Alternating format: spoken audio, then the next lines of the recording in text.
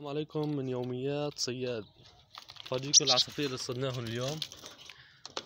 هذا أول عصفور ذنبه هيك برتقاني، ما عرفت اسمه لحد الآن، اللي بيعرف اسمه يخبرني بالتعليقات. وهدول الطيور حسب ما بحثت عنهم قال اسمه طير الحداد.